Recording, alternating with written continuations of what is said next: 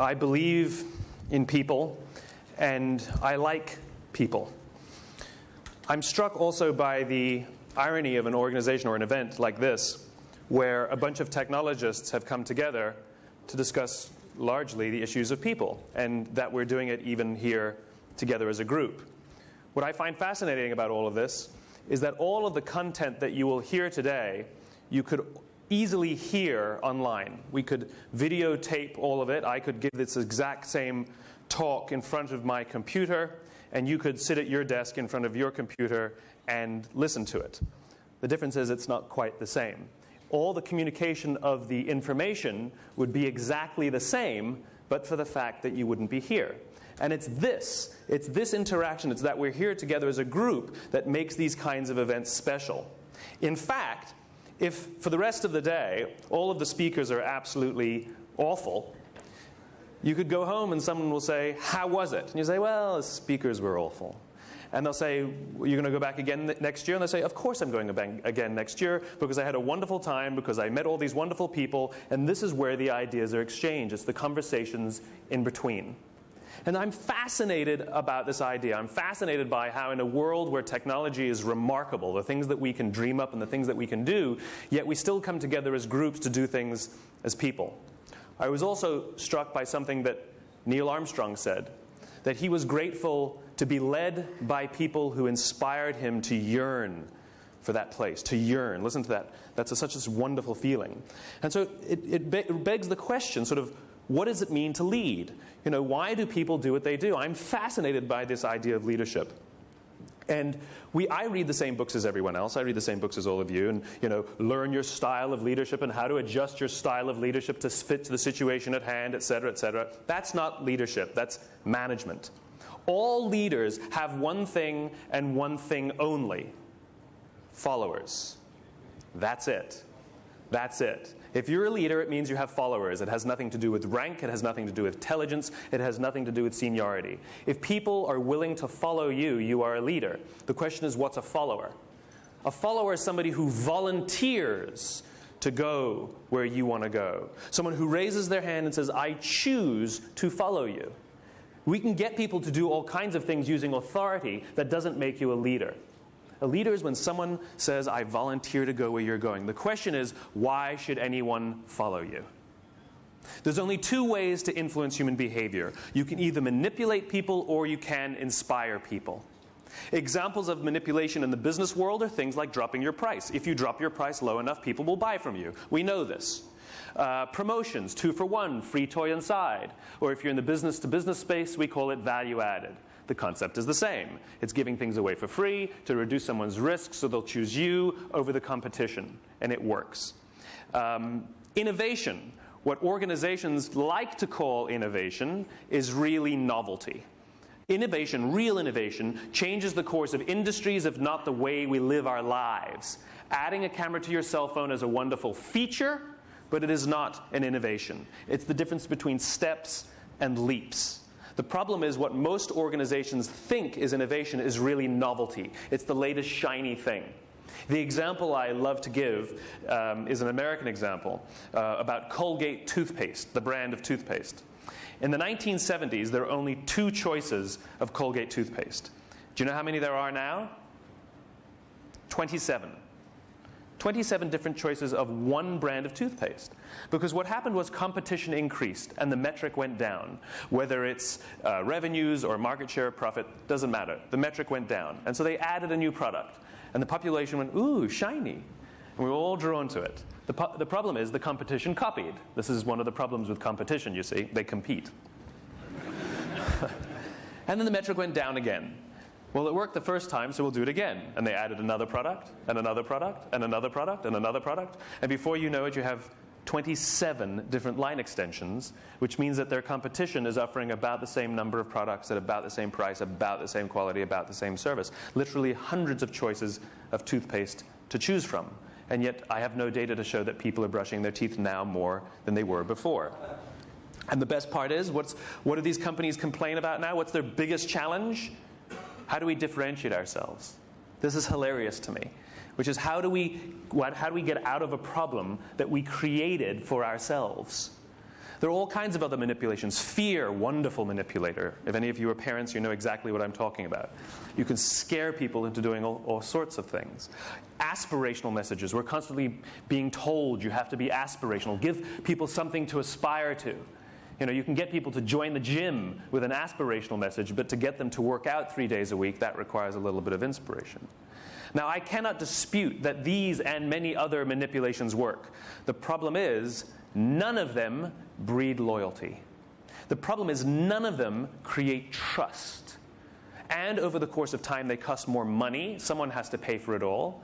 And over the course of time, it increases stress, both for the buyer and for the seller. It is stressful for us to make decisions today. In a world in which manipulation is the norm, where we are bombarded by manipulations from all sides, from all people, trying to get us to do any number of things, whether it's vote for them or buy from them or do something, the question is, how do we choose? What's right for us? It's called stress. We literally have trouble choosing these days. But it's stressful for the sellers as well. In a marketplace where manipulation is the norm, how do we stand out? How do we get heard? How do we find people to follow us? The alternative is inspiration. And there are only a few people and a few organizations that tend to rely vastly more on inspiration than manipulation. And I'll talk about some of the bigger ones, like Apple Computers, or Southwest Airlines, or Martin Luther King. And you see it not only in organizations, but great leaders as well, like Martin Luther King, or John F. Kennedy, or Nelson Mandela.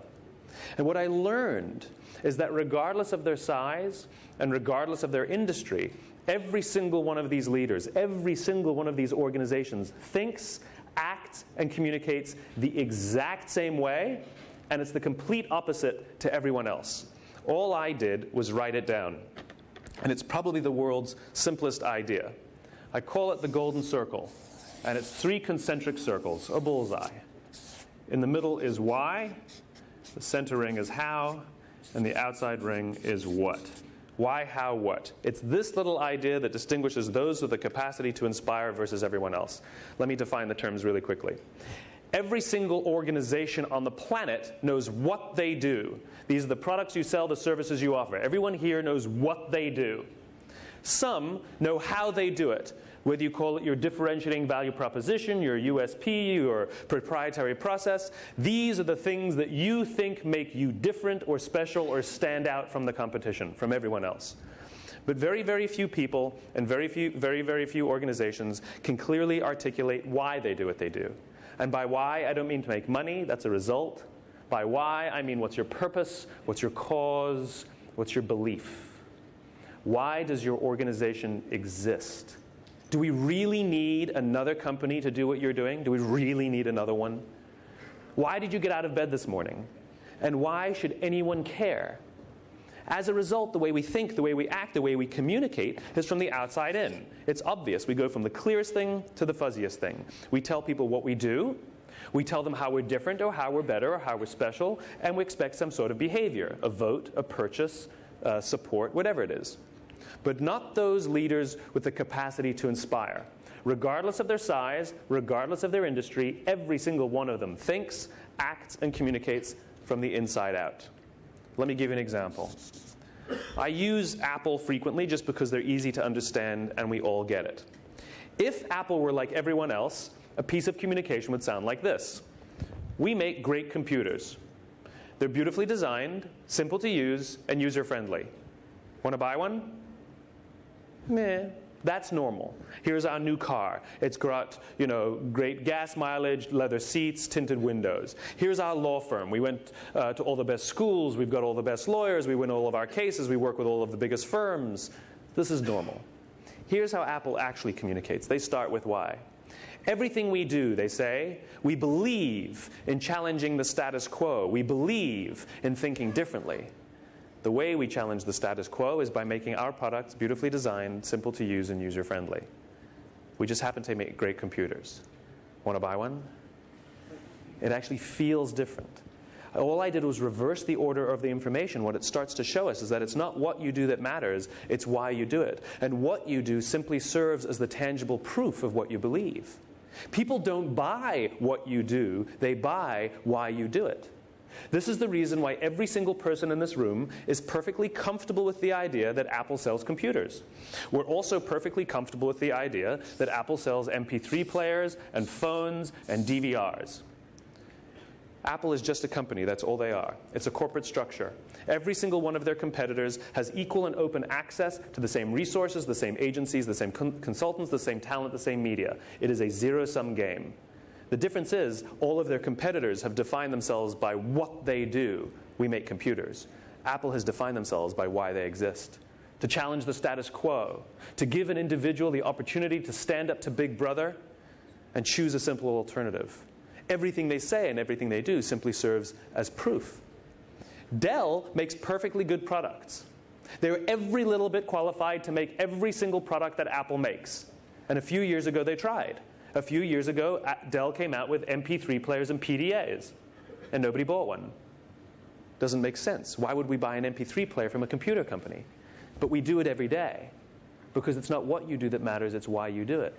And people don't buy what you do, they buy why you do it. For this little idea to work, we have to have three things. One, you have to know why you do what you do. If you don't know why you do what you do, how will anyone else? You have to have clarity of why. Two, you have to have discipline of how. You have to hold yourself and your people accountable to your own guiding principles and your own values. And thirdly, you have to have consistency of what? Everything you say and everything you do has to prove what you believe.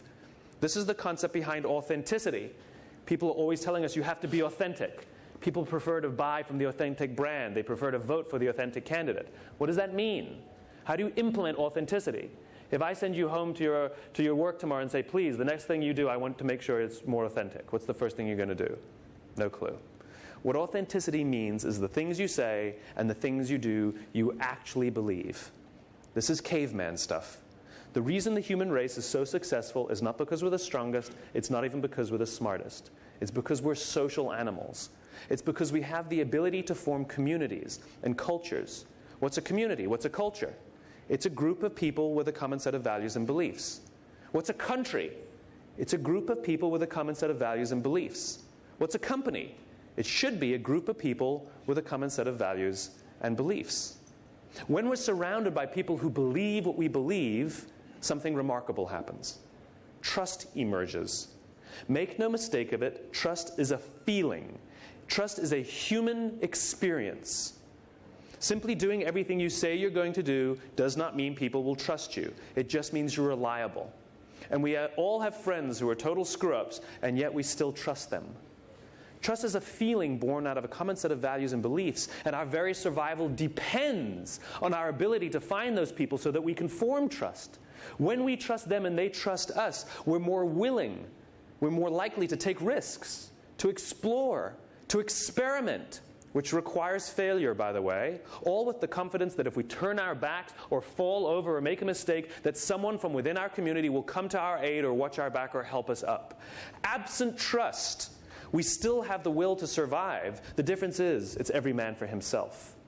Absent trust, we all try and push each other out of the way because we got to win, we got to compete, we got to live, we got to survive. This is what happened at Lehman Brothers. Lehman Brothers was very, very good at what they did. Very, very good at how they did it. But there was no sense of purpose or cause or why that bonded the company together. And at the slightest shake, the whole thing collapsed. Not in months, not in weeks, in days. That company collapsed in days. And that's because when stress started to show up, all the individuals said, I'm out of here. Got to look after numero uno. Got mouths to feed, got bills to pay. They're not the first organization to go through hard times. They're not the first organization to suffer financial scandal. The difference is in great organizations, in great cultures, and in great communities, when there is stress, the organization comes together to solve the problem. Absent trust, we back off and the thing collapses. The most basic human desire on the planet is to feel like we belong. Again, we are social animals, and we all have the innate ability to do this. If I ask you to go out in the street and find all the people who believe what you believe, you know exactly what to do. You're going to strike up a conversation with someone. You'll either have good chemistry with them or you won't. You'll either get along with them quickly or it'll take some time. The point is, you know how to do it. Our survival depends on it. It's called dating. It's called making friends. It's called networking. We know how to do it. The problem is, it's not scalable. But if you know the symbols to look for, it becomes much easier. If I ask you to go out on the street and find all the people wearing red hats, it's easy.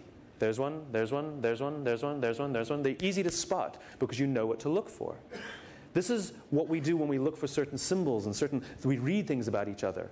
Every single decision we make in our lives, as individuals or as organizations, is a piece of communication. It's our way of saying something about who we are and what we believe in an attempt to attract people so that they may form trust with us and we may form trust with them. There are people who walk around with Harley Davidson logos on their body, right? On tattoos. This is a corporate logo. Some of them don't even own the product. But it has nothing to do with the company. It has to do with them.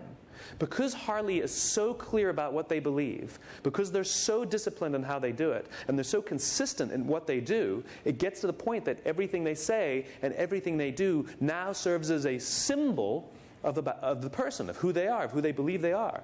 And the reason we want to put those symbols out is so that we may attract people who believe what we believe. You can lie. You could tell people what we think they want to hear, and they'll still be attracted to you, except they'll be attracted to the lie. And then when they realize that it's not true, you'll have a hard time forming trust. This is what Tiger Woods did to us. He lied to us. He told us what he thought we wanted to hear, and we thought it was great. The difference is we found out it was a lie. And now he's having a very hard time forming trust again. If I told you that some footballer cheated on his wife and slept with 100 women, would you care? No. It's because we expect it. It's because it's authentic. It's because it's who they are. But not with Tigers. He chose to lie to us. It's not actually the behavior that we're offended by. It's that it's inconsistent with what our expectations are. Everything you say and everything you do has to prove what you believe. Like I said, the most basic human desire is to feel like we belong, and it's so remarkably powerful. How many of you are from Paris? Most of you, right? Yeah, a good number of you. Okay. Are you friends with everyone in Paris? Why not?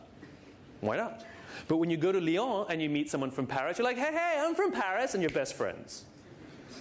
And when you go to America and you're on holiday, and you're standing there in New York and you're riding the subway and you happen to hear French being spoken behind you, and you turn around and you say, where are you from? They say, Lyon. We say, we're from Paris, and you're best friends.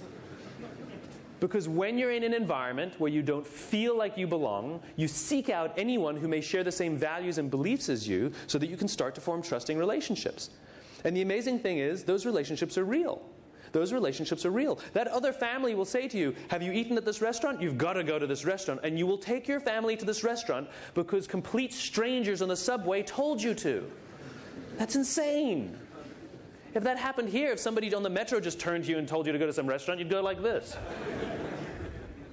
The most basic human desire on the planet is to feel like we belong. And we have the innate ability to find those things and to sense that. This is the reason why this could not be recreated over our computers. It's because as human beings, it's our biology that gives us this ability. It's this ability to read each other. You know, the blogosphere gets very upset at me when I talk about this and how, you cannot replace these human experiences and these human feelings over the internet. They get very mad at me. And yet, every single year, 20,000 bloggers descend on Las Vegas to have a huge big conference they call Blogsphere, or Blog World. My question is, why couldn't they do it online? It's because nothing can recreate that sense of human being, of human coming together. Nothing I'm telling you is my opinion. It's actually grounded in the tenets of biology. If you look at a cross-section of the human brain, looking from the top down, you see that the human brain evolved into 3 major areas that corresponds precisely with this little idea. The outside area is our neocortex, our Homo sapien brain, responsible for all of our rational and analytical thought and language. The middle 2 sections make up our limbic brains, and our limbic brains are responsible for all of our feelings, like trust and loyalty.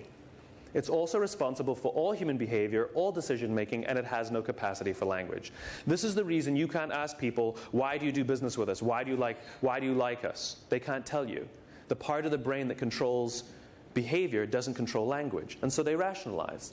This is the reason why the question, why do you love your husband or why do you love your wife, is a difficult question. Why do you love your wife? I don't know. That's where most people start. And then they start saying things, they start rationalizing. She's fun.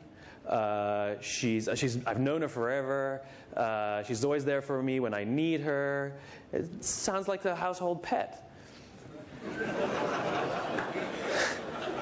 And those aren't necessarily the qualities for marriage. My sister says of my brother-in-law, I never imagined I'd marry a guy like him. Right? What she's saying is, before I got married, I had a list of all the attributes I wanted in my future husband. And he's got none of them. And yet I fell in love with him anyway, and want to spend the rest of my life with him and raise a family with him. It is a human experience that we have trouble putting into words. And so we try. We rationalize, and then we say things that don't make sense. She completes me. I don't know what that means. What does that mean? It means I have a left arm and a left leg, and I'm looking for someone with a right arm and a right leg, and together we can make one? I mean, it's nonsense. What we're attempting to do is put into words the feelings we have towards another person or organization with the part of the brain that doesn't control language. And so we rationalize or make things up. We do the exact same thing at work. We talk about people who get it. And that guy, no matter how much data I show him, no matter how much information I give him, he just doesn't get it. What's it? How do we find people who get it before we do business with them to realize they don't get it? What we're attempting to do is put into words the feelings we have towards other people, this common set of values and beliefs, with the part of the brain that doesn't control language. This sense of belonging and the sense of community is so powerful. The example I love to give, and it freaks me out every time I talk about it. What's our most valuable possession on the planet? Come on, what's our most valuable possession on the planet? Our children. Very good. So let's suppose you want to go out with your wife or with your husband, and you need a babysitter. You have two options. Option number one is a 16-year-old from just down the street with barely, if any, babysitting experience. Option number two is a 32-year-old from you don't know from where. She just moved into the neighborhood, and she's got 10 years of babysitting experience. Who do you choose? The 16-year-old.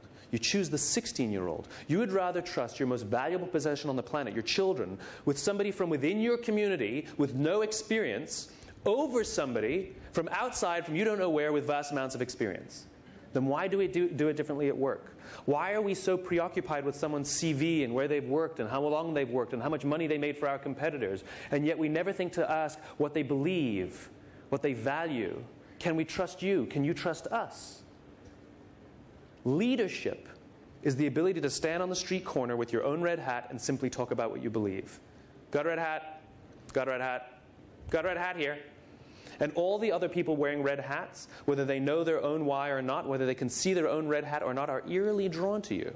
Because what you're able to do is put into words the way they see themselves. What you're able to do is put into words the values and beliefs that they hold dear, and they're drawn to you because they feel that they can trust you and they can start to form community around you. This is what leadership is. Leadership puts our own desires and our own values and our own beliefs into words. There's an inextricable link between leadership and communication. Those who lead are the ones who can clearly talk about what they believe, and those who can clearly talk about what they believe are the ones who lead. Let's imagine that we're out on a tour, a 3-hour tour on a boat, and we get stranded on a desert island. Here we are, all stranded on the desert island. The question is, how will we get off the island? Well, one of us stands up and says, I will lead. We like that. We're social animals. We appreciate leadership. And he stands up and says, okay, who's got ideas? You think we should build a fire? I like it. Good. You think we should look for food? Good, good, good. You think we should build a boat? Good. I like it. Okay, let's take a vote. At the same time, someone else stands up and says, as we were coming into the beach, I saw some masts over on the west side of the island, and I saw some smoke, which means there's a fishing village over there. And if we can get to that fishing village, we can find help. Now, we're going to have to get through this forest to get there, and I don't know how to get through the forest, so I'm going to need some help. But if you want to help, I'll welcome it, and if you don't want to help, don't worry. When we get help, we'll come back and get you. The question I have for you is, who do you want to follow? Who do you want to follow? We want to follow the second guy. There's no data to show that that fishing village exists. There's no photographs, and no one else saw it. The only thing we have is his conviction, his absolute belief in the existence of that world that we cannot see.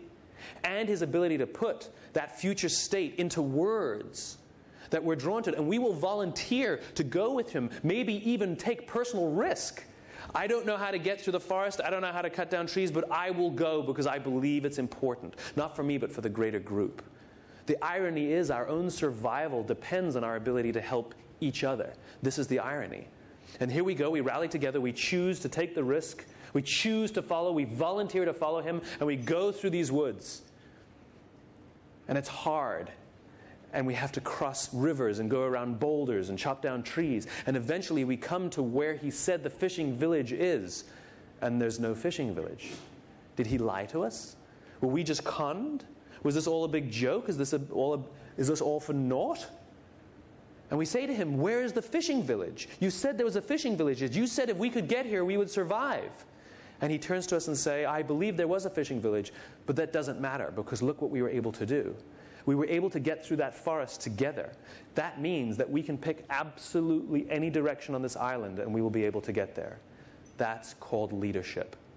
When people believe what you believe, they will work for you with blood and sweat and tears. When they don't believe what you believe, they work for your money. The goal is not to surround yourself with everybody who needs what you have. The goal is to surround yourself with people who believe what you believe. There are a million reasons why people will do business with you that have nothing to do with you. You happen to meet some checklist that they have. They happen to hate your competition more. There's a difference between repeat business and loyalty, you see. Repeat business means I'll do business with you over and over and over again. Loyalty means I'm willing to turn down a better product at a better price to continue to do business with you. And it's the loyal ones, those who feel like they belong, those who doing business with you gives them some sense of identity or belonging. Those are the ones. Those are the ones who do great. And the reason is because it becomes personal. It becomes personal. We use these symbols, we use these companies, we use these leaders, we use these organizations as tangible ways of saying something about who we are. This is why people with Macintosh computers love opening their computers in airports. They love for us to see the computer they're using. How many of you love your Macintosh computer or know someone who loves their Macintosh computer? Okay. Rationally speaking, based on facts and figures, data, right? Factually speaking, Macs are substandard computers. They're at least 25% more expensive, sometimes double the price of their PC counterparts. There's less software, there's fewer peripherals, and I know because I switched to a Mac, they're absolutely slower. Rationally speaking, no one should ever buy one. But they do, over and over and over again. And when they decide they're going to buy one, they don't do any competitive comparisons. They're not comparing the price and the data and the features from one product to another. They simply decide, that's the one I want, and they go and choose it.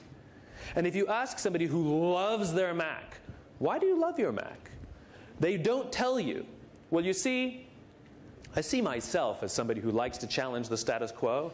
And so it's very important for me to surround myself with all the people and the products and the brands to prove to the outside world who I am. Because I'm using these things as symbols to tell people about who I am in an attempt to attract people who believe what I believe so that I can start to form strong bonds of trust because my own survival depends on it. Biologically, that's what happened in the part of the brain that controls behavior but not language. And so they rationalize. It's the user interface. It's the simplicity. It's the design. And they say things that don't make sense. I'm a creative person, whatever that means. At the end of the day, what they're doing is they're using this symbol to say something about who they are, which is why people with Macs will never put big stickers of their families over the tops of their computers. It'll never happen. Cover up that beautiful glowing apple? Never. Never. And have you ever seen a dirty Macintosh? That's because they clean them. How many of you have broken out the glass cleaner simply to clean your HP? It doesn't happen. Never. But people with Macs will sit there and clean their computers, right? Because we have to keep it clean, because it is a symbol of who I am. And when you tell them, you know that you bought a substandard computer, they start foaming at the mouth, and they start getting angry, and they'll probably call you an idiot. And the reason they take it so personally is because you didn't insult their computer, you insulted them. Because Apple is so clear about what they believe, so disciplined in how they do it, and so consistent in what they do, that symbol now serves as a representation of who I believe I am. And if I surround myself with enough of these symbols, if I'm consistent enough, you'll know something about me. It's the same thing as a flag. What's a flag? A flag is just a logo. A flag is just a symbol.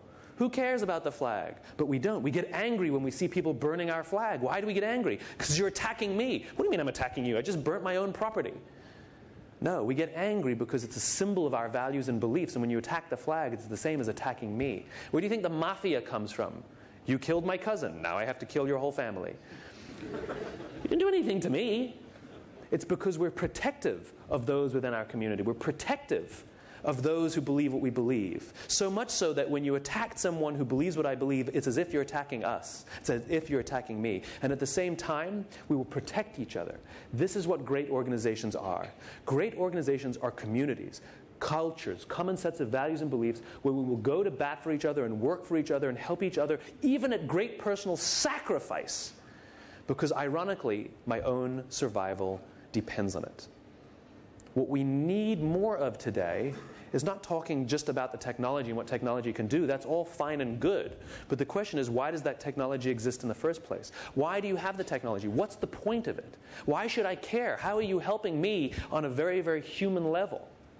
Innovation doesn't come from telling people to come up with a better technology. Innovation comes from solving problems that are deeply, deeply personal to me. We hail Apple as this great innovative organization, the most innovative organization in the world, blah, blah, blah. Where does it come from?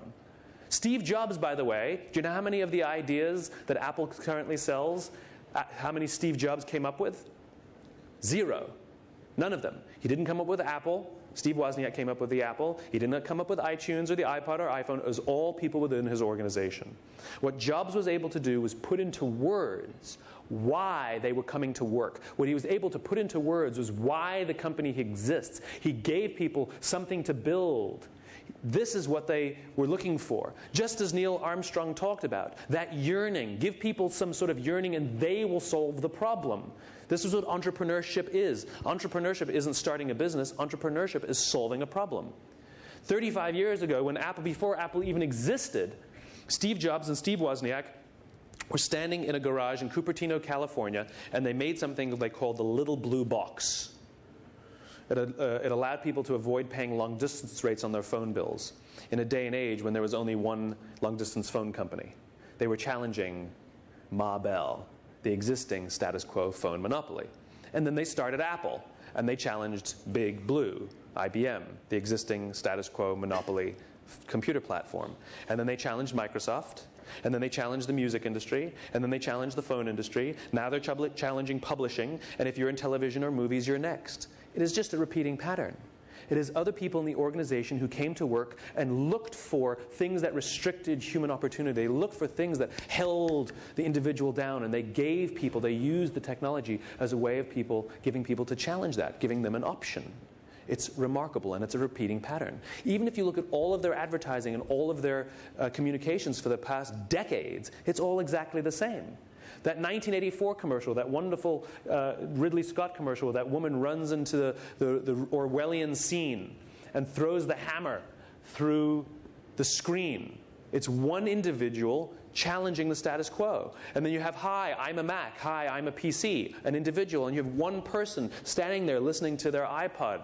It's always an individual. It's always an individual. It's always I. And Jobs is constantly talking about the revolution this and the revolution that. It is a cause. Think different is a belief. It is not a product differentiator. What distinguishes one organization from another is not simply what you do, it's why you do it. And if people believe what you believe, they'll be drawn to you as if you were their own. The goal is not to surround yourself with people who need what you have. The goal is to surround yourself with people who believe what you believe. And the reason is because of something called the law of diffusion of innovations. If you don't know the law, you definitely know the terminology. What the law of diffusion tells us, standard deviation, bell curve, is that the first 2.5% of our population are our innovators. The next 13.5% of our population are our early adopters. The next 34% are your early majority, then your late majority, and the last 16% are your laggards. The only reason these people buy touch-tone phones is because you can't buy rotary phones anymore.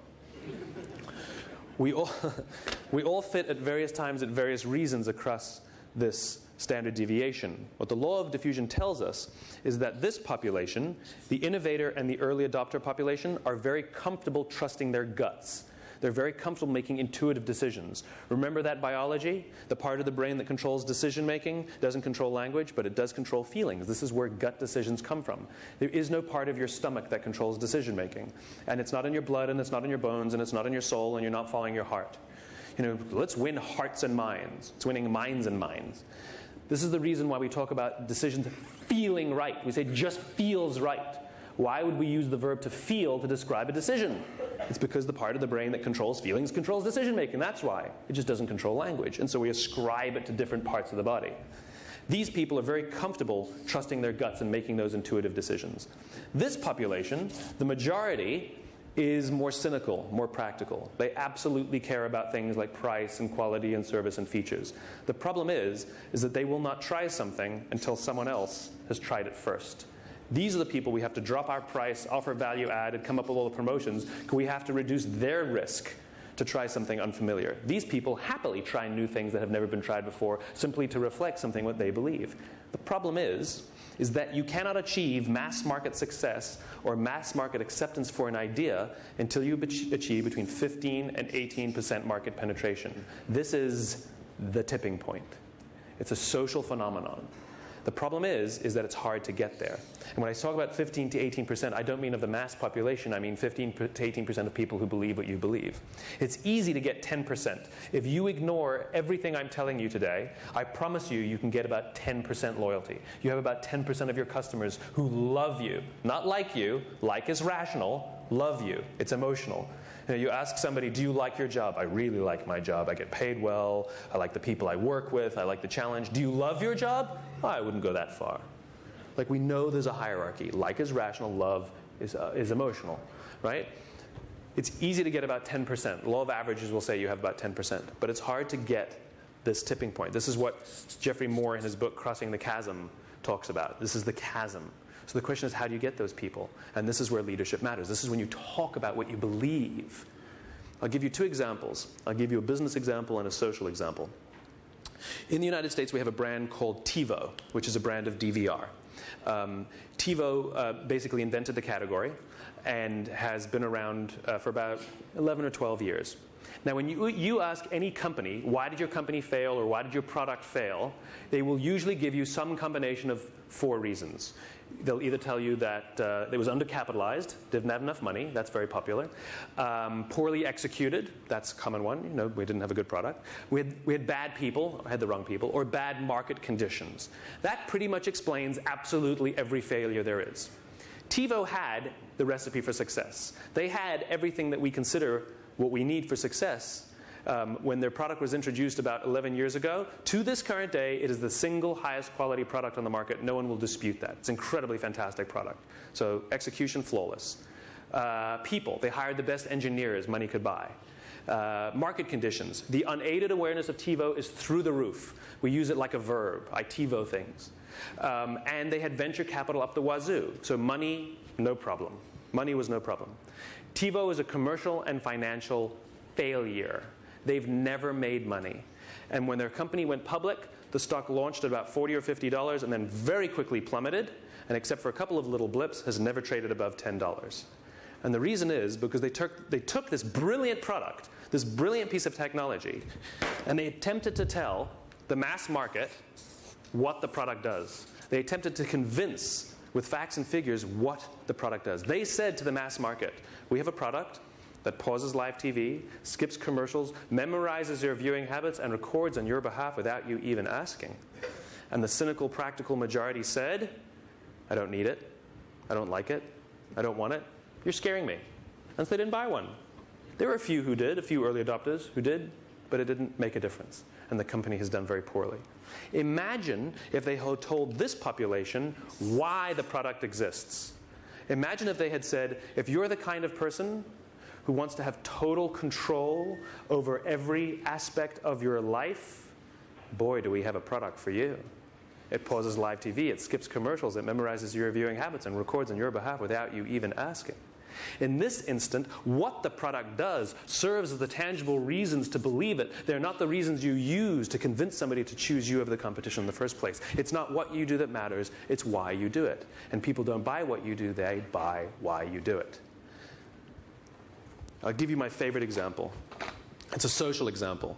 In the summer of 1963, 250,000 people showed up on the Mall in Washington, D.C. to hear Martin Luther King give his famous I Have a Dream speech.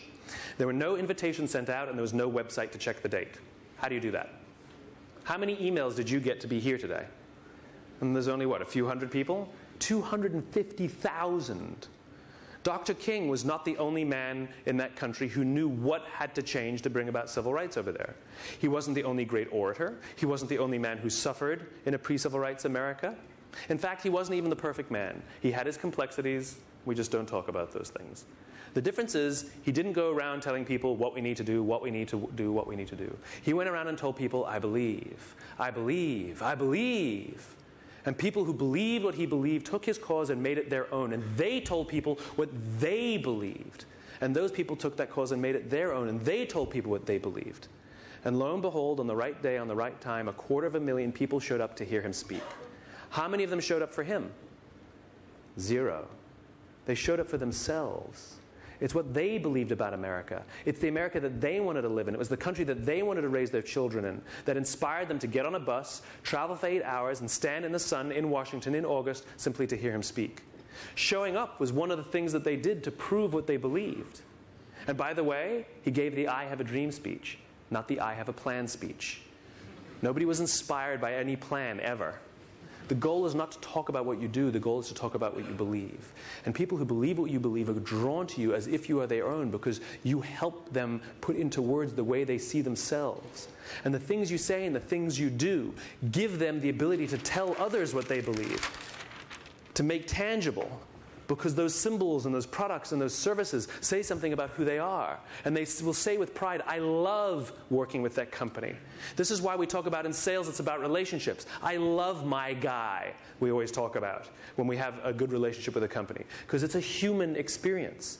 It's a human experience. Make no mistake of it, all of these things we're talking about, like trust and loyalty, are human experiences. Technology and the internet are wonderful things to speed up transactions. They are wonderful things to connect people, to spread information, absolutely. But it's very, very difficult to form strong human bonds through the internet, just like we talked about with Blog World. The internet can live alongside, and technology can live alongside the human experience, but it cannot replace the human experience.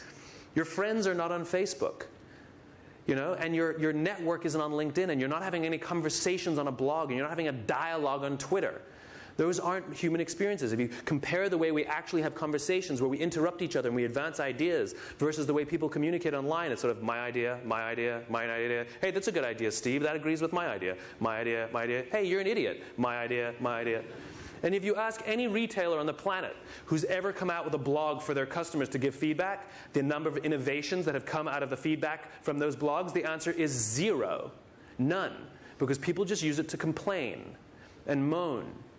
And there's no vulnerability and there's no risk in doing things online, which is the reason we put ourselves out there like that. Risk requires this. Vulnerability requires this. And when you feel that someone's willing to tell you something genuinely about who they are, you can start to form strong bonds of trust. There's something called a parasocial relationship.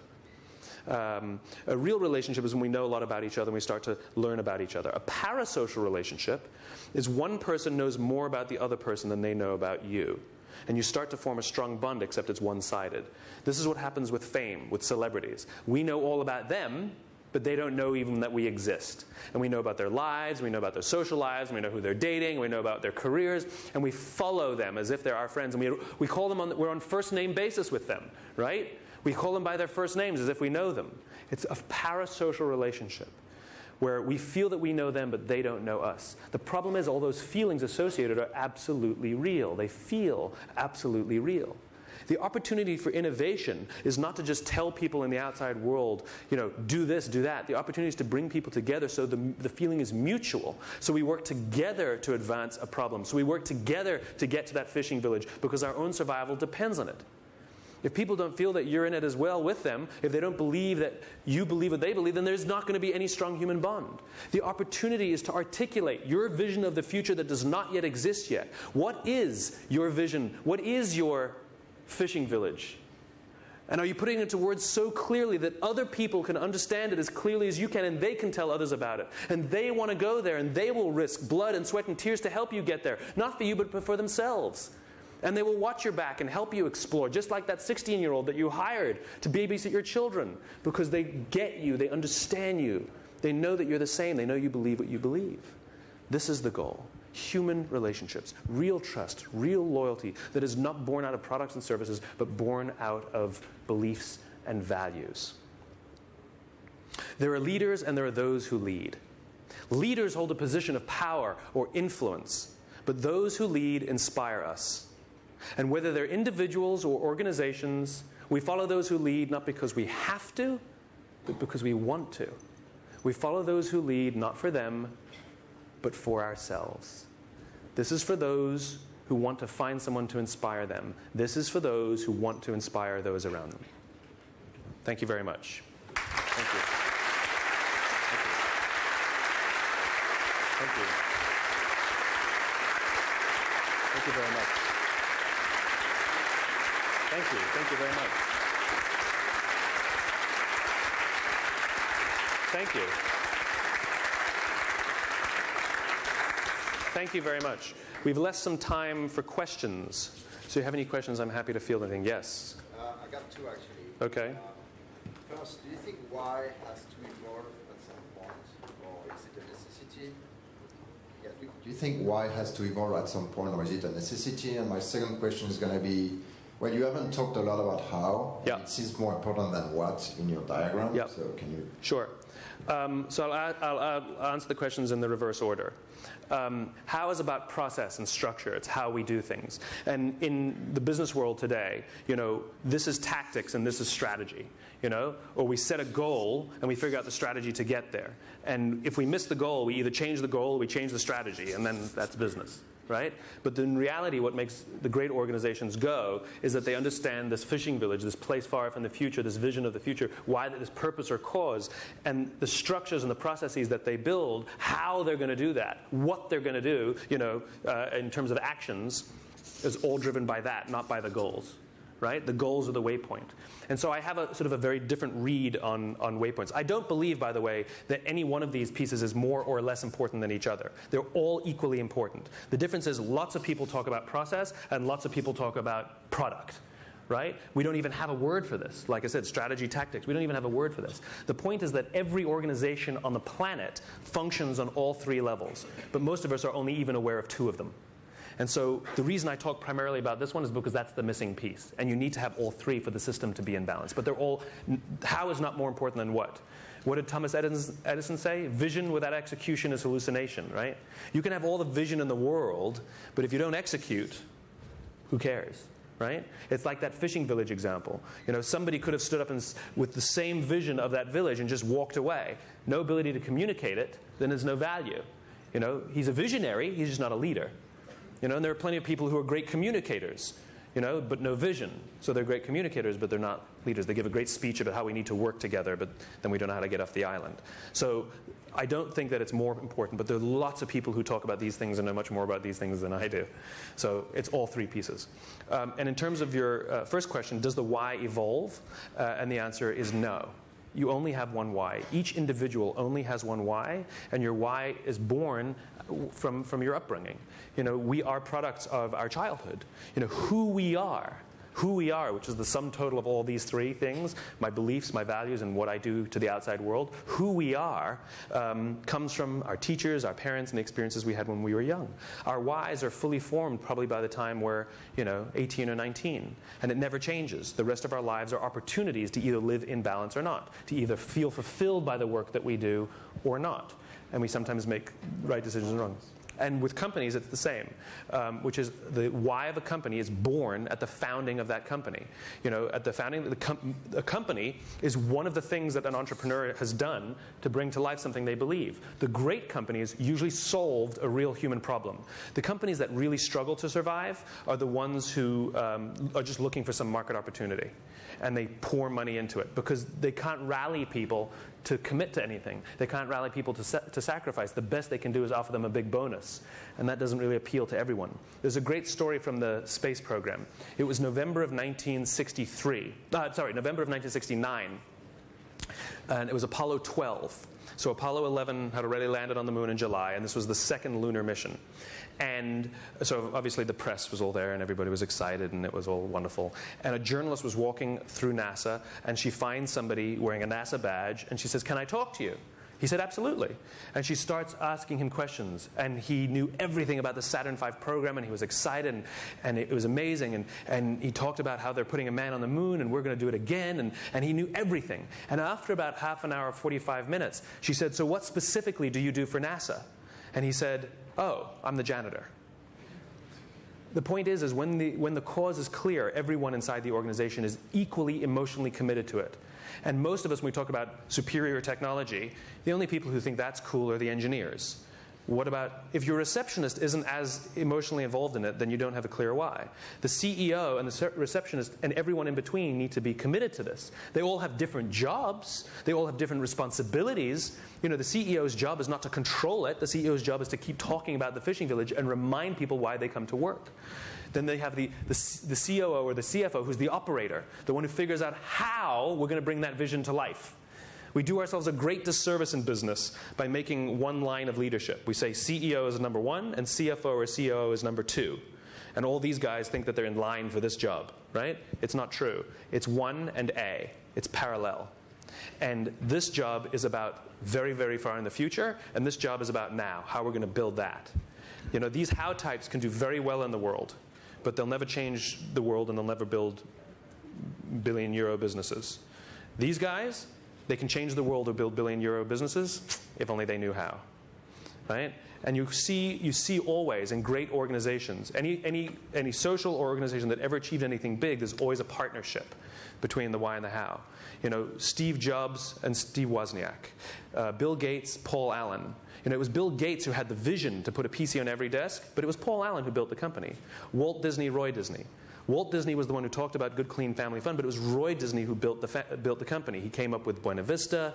He came up with the licensing, and it goes on and on and on. And you see these kinds of partnerships everywhere. What's amazing is when you look at the history of the partnership, Steve Jobs and Steve Wozniak grew up together in high school in California. Bill Gates and Paul Allen grew up together in Seattle and dropped out of Harvard together.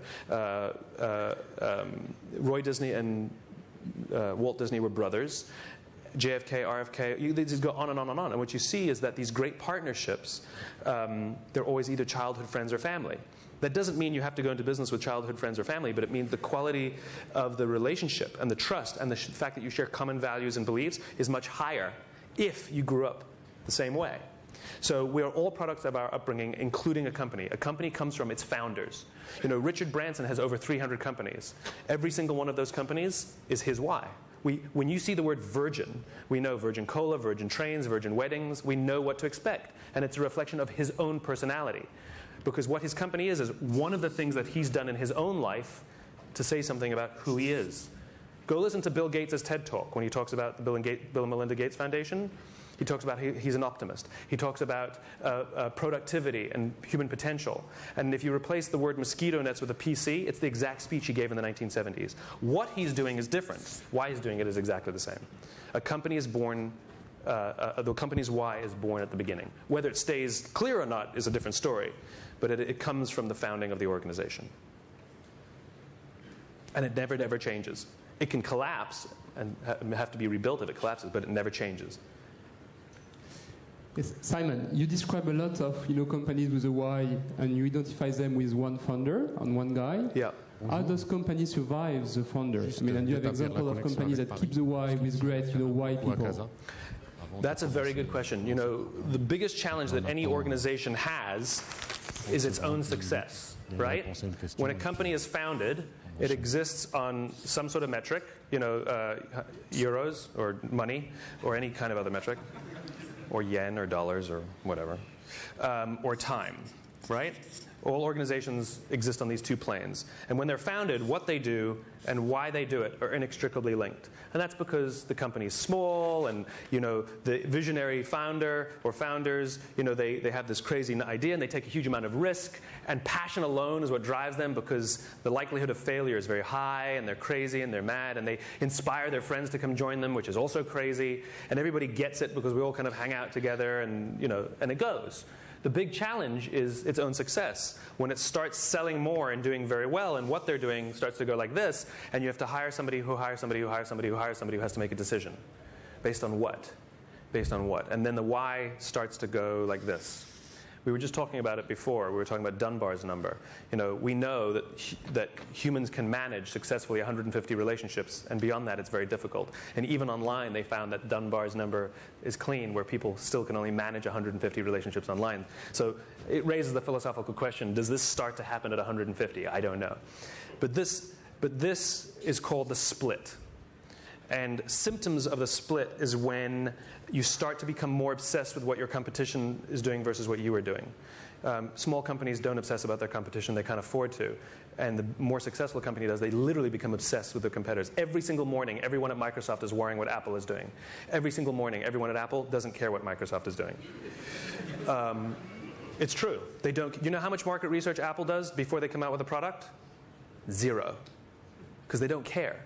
Because what they're doing is they're taking their vision of the world, their beliefs about the world, and they're bringing it to life in the products they believe reflect that, and those who are drawn to those products are drawn to them viscerally. And the whole concept of asking our customers what they want, that whole process is inauthentic. It's either what you believe. So when you start becoming more obsessed with the competition, when you start asking others more about who you should be, when the old-timers, the people who've been there a while, start saying, yeah, it's not like it used to be.